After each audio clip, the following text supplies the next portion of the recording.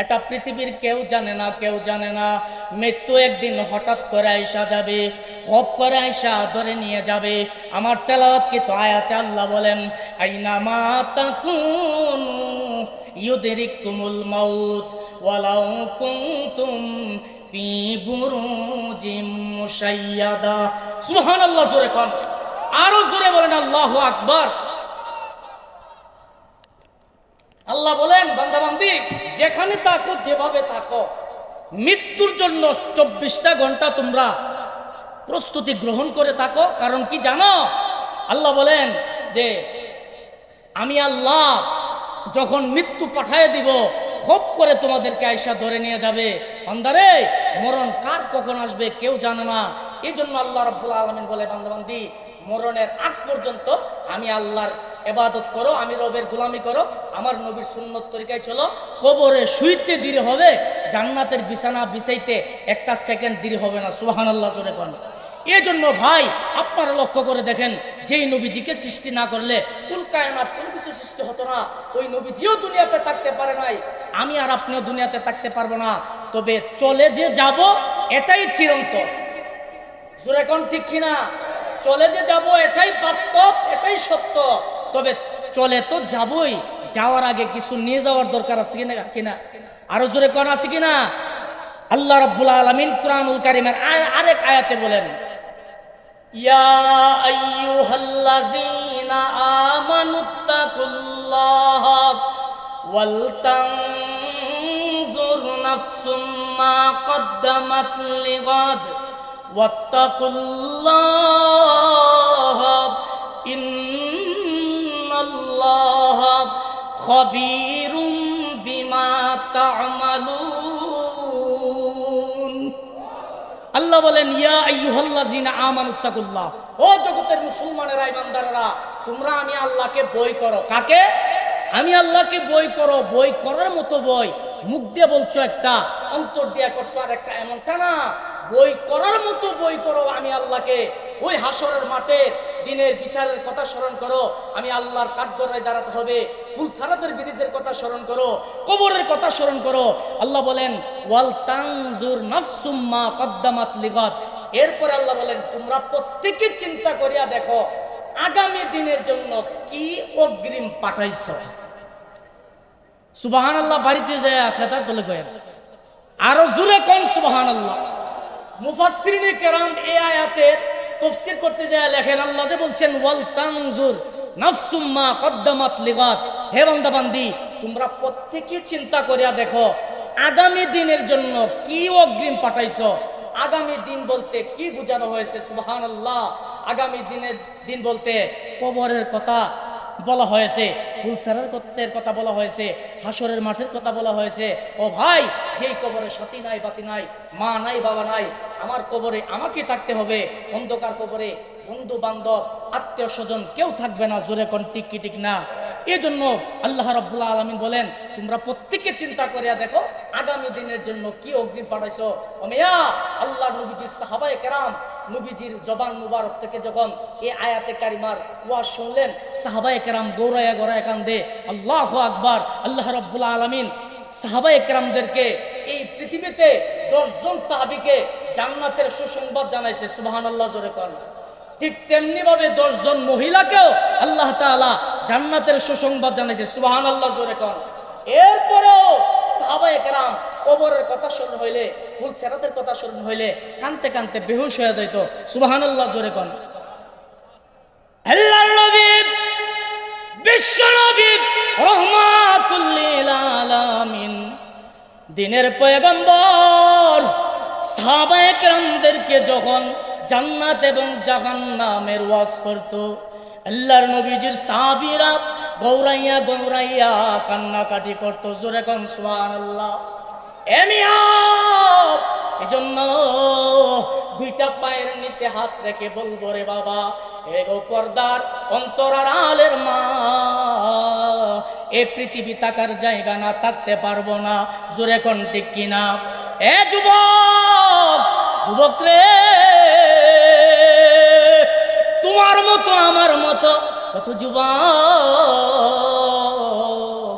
অন্ধকার কবরের প্যাসেঞ্জার হয়ে গেছে। জোরে বলেন ঠিক কি ঠিক না? এজন্য আল্লাহু আকবার, আল্লাহু আকবার। নবীজির সাহাবায়ে কেরাম, আল্লাহর নবীজির সাহাবীরা যারা এই দুনিয়াতে তাইকা জান্নাতের গ্যারান্টি পাইছে, এরপরেও সাহাবীরা কবরের কথা স্মরণ হইলে কানতে কানতে বেহুশ হয়ে যাইত। জোরে কোন সুবহানাল্লাহ। আল্লাহর নবীজির বিবি আম্মা জান খাদিজাতুল কুবরা রাদিয়াল্লাহু তাআলা আনহা, আল্লাহু আকবার, চোখের পানি গুলো ছেড়ে দিয়া কান্দে। আল্লাহর নবীজি বলেন, ও খাদিজা, কেন চোখের পানি গুলো ছেড়ে দিয়া কান্দো? আম্মা জান খাদিজাতুল কুবরা কোনো কথা বলে না, শুধু চোখের পানি গুলো ছেড়ে দিয়া কান্দে। জোরে কোন সুবহানাল্লাহ। দিনের নবীজি বলেন, খাদিজা, হে খাদিজা গো, আমি দিনের পয়গম্বর তোমার কাছে আসলাম গো খাদিজা, ওই সেটা কি বলো না? তুমি কেন চোখের পানি গুলো ছেড়ে দিয়া এরকম ভাবে কাঁদতেছো? আম্মা জান খাদিজাতুল কুবরা রাদিয়াল্লাহু আনহা আমার আপনার নবীজিকে ডাক দিয়া বলেন, ওগো নবীজি, নবীজি গো, আমি খাদিজা আমার কান্না বন্ধ করব, আপনি নবীজি যদি আমার 3টা ওসিয়তনামা পূরণ করতে পারেন। সুবহানাল্লাহ কইতেন না? কয়টা ওসিয়তনামা? নবীজি 3টা ওসিয়তনামা যদি আপনি পূরণ করতে পারেন নবীজি গো, আমি খাদিজা আমার কান্না বন্ধ করব। আল্লাহর নবী বলেন, ঠিক আছে, কান্না বন্ধ করো, তোমার 3টা ওসিয়তনামা পূরণ করা হবে। বিহার এলাকার আমার পর্দার অন্তর আড়ালের মা, মাইকের আওয়াজ কানে যাই গো মা, ভালো করে শোনো গো, ভালো করে শোনো গো মা। আল্লাহর নবীজি বলেন, এ খাদিজা, 1 নম্বরের ওসিয়তনামা কি বলো না? মা খাদিজাতুল কুবরা 2টা চোখের পানি ছেড়ে দিয়া আল্লাহর নবীজি আমার আপনার পয়গম্বর রহমাতুল লিল আলামিনকে ডেকে ডেকে বলেন, নবীজি, নবীজি গো, আমার 1 নম্বরের ওসিয়তনামা হলো, আমি খাদিজা যখন দুনিয়া থেকে বিদায় হয়ে চলে যাব, মক্কা এবং মদিনার বাজার থেকে সাদা কাফনের কাপড় আপনি আনতে পারবেন না গো নবীজি। ও গো নবীজি, আপনার ব্যবহারের সাদা পাঞ্জাবি, সাদা জুব্বা মুবারক দিয়া আমি খাদিজার কাফনের কাপড়টা পরাবেন। আল্লাহর নবী বলেন, ঠিক আছে, তোমার কাফনের কাপড় আমি নবীজির জুব্বা মুবারক দিয়া পরাবো। 2 নম্বর ওসিয়তনামা হলো গো নবীজি, আমি খাদিজা যখন দুনিয়া থেকে বিদায় হয়ে চলে যাব, অন্য কোন সাহাবায়ে কেরাম দিয়া আমি খাদিজার জানাজা পড়াইতে পারবেন না। আপনি দিনের পয়গম্বর রহমাতুল লিল আলামিন, আমি খাদিজার জানাজা নামাজ পড়াবেন। জোরে কোন আল্লাহু আকবার। দিনের নবীজি বলেন, খাদিজা, খাদিজা গো, জোরে কোন আল্লাহু আকবার। 3য় নম্বরের ওসিয়তনামা কি বলো রে খাদিজা? মা খাদিজাতুল কুবরা 2টা চোখের পানি ছেড়ে দিয়া আল্লাহর নবীকে ডাক দিয়ে বলেন, নবীজি গো, আমি খাদিজা যখন দুনিয়া থেকে বিদায় হয়ে চলে যাব গো নবীজি, ওগো পয়গম্বর, ইয়া রাসূলুল্লাহ, ইয়া হাবিবাল্লাহ, নবীজি গো, আমার জানাজা দিয়া কাফন দাফন পরাইয়া সমস্ত সাহাবায়ে কেরাম সকলে যখন যার যার বাড়িতে ফিরে যাবে, আপনি নবীজি বাড়িতে ফিরতে পারবেন না। আপনি পয়গম্বর, আমি খাদিজার কবরের পাশে দাঁড়াইয়া থাকবে। আরো জোরে কোন সুবহানাল্লাহ। ও ভাইয়েরা, বাবারা, পর্দার অন্তরালের মা বোনেরা, ওসিয়তনামাগুলো কি সহজ নাকি কঠিন? আরেকটু জোরে কোন, সহজ না কঠিন?